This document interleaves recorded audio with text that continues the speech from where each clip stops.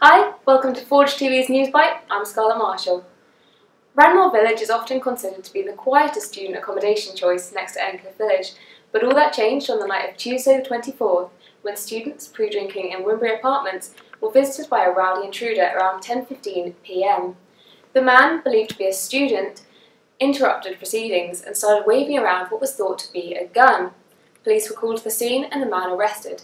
We've been to Wimbury apartments to speak to eyewitnesses. So basically, a friend of mine in the flat was taking the bins out, and he asked me to obviously get the door for him when he came back because he didn't have his keys. So as I went, I opened the door, put it on latch. As I went out, I pressed the green button for him and came in. Turned around and this guy basically just walked into our flat and kind of went in a little bit confused, and he started kind of like pushing on people's doors and went up to the fire door and started kind of like looking at it, just not like pushing on it, just like looking at it.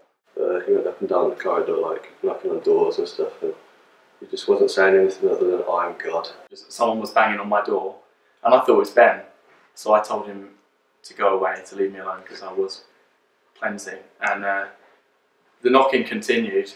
About 10 minutes later, it was still knocking. I shouted, "Go away." Then I heard some noises. He walked out, and as he walked out, he called me a prick, and so I kind of told him to F off and locked the door behind him. All of a sudden, there was like you could hear like two girls scream and like a load of running, and I was like, "What's going on here?" And they were like ran into our flat and I'd locked the door. I was stood at the door, glass door was there, and he kind of made eye contact with me, pulled this thing out of his pocket. A couple of people went that way, a couple of people went that way. I dove down the side. Gadsby, my mate, ran straight back. And I thought I'd get out of the shower, and as I'm rushing out of the shower, I heard a few screams and some running. I thought, oh God, what's going on? I've run out. I've come out of my room and everyone's in a panic, like a bit of a frenzy, and I can't get out of anyone what's going on. So I'm shouting at everyone saying, like, what's going on, what's going on? Yeah, he just kept on kind of like moving it around, pointing. This girl walked out the opposite flat and downstairs, and thank God she didn't see anything. But basically the entire way it was just following her. Yeah, and then the police arrived with tasers and handguns, which was quite interesting. Had a little laser on the taser. I was just trying to relax after a tense day in the shower, and it turned out to be the most stressful shower of my life. South Yorkshire Police confirmed that a man was arrested on Tuesday night for possession of an imitation firearm.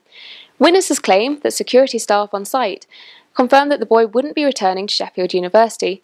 However, the university has declined to comment. The Student Union International Officer, Jose Diaz de Aguilar, is calling for MPs to back a motion tabled by Sheffield's MP Paul Blomfield, which could have a hugely positive effect on the university's international community. The motion is currently backed by 85 MPs, and if passed would help recognise the cultural and economic contribution of international students. It urges the government not to include students in targets to reduce immigration. Sheffield University currently has 6,000 international students from 116 countries. We spoke to Mr Diaz de Aguilar about the 2 days he's spent in Parliament, listening to the motion debated. When the new government came into place in 2010, one of their policies was to reduce the net migration to tens of thousands, and as part of that, international students, studying is a primary reason to come to study to the UK. So it's a very easy target in order to reduce numbers of international students coming to the UK.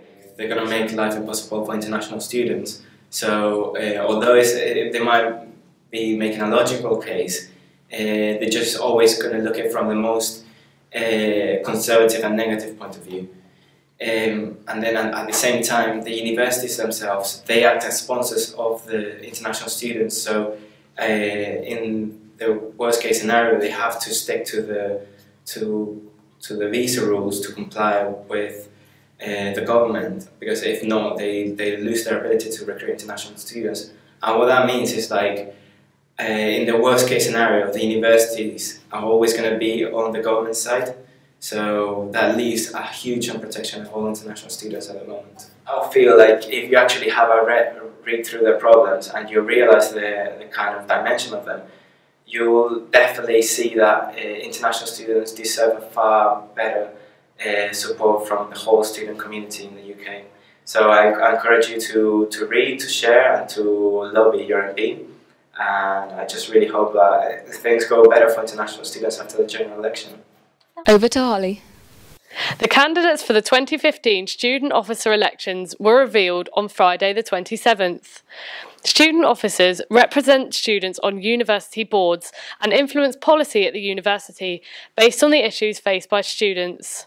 The positions are paid full-time roles. This year, 35 students will be competing for 8 positions. These are SU President, Activities, Welfare, International, Education, Development, Sports and Women's Officers. In October, a referendum on the creation of a black and minority ethnic and an inclusion and access officer was rejected in favour of the status quo. Campaigning begins on the 4th of March, 8 days before voting closes. Sheffield Nightclub Corporation have suspended a bouncer after he subjected a student to a homophobic rant. Rory Barker, a second-year chemistry student, was repeatedly verbally abused after he tried to report an alleged assault to the bouncer. Mr. Barker claims that he was hit by another bouncer inside the club earlier on in the night. A bystander took this footage of the event. I'm playing against you! What am I meant to say? How am I going to give you a name? No, I've got to hit your face on my face. That's fine, I'd say that. I bet it's not the only thing you take it. It's not. If you want to take a game, I'll home with you. What? If you want to take a game, I'll home. I'm alright, mate. I'm alright. You can feed him to your dogs. To my dogs? My dog's hungry. So you're being homosexual now? I'm just. So you're saying that you are gay. So you're saying that you're not taking it. You are gay. So you're being homosexual. But you might have So wanted you're to take being it. like.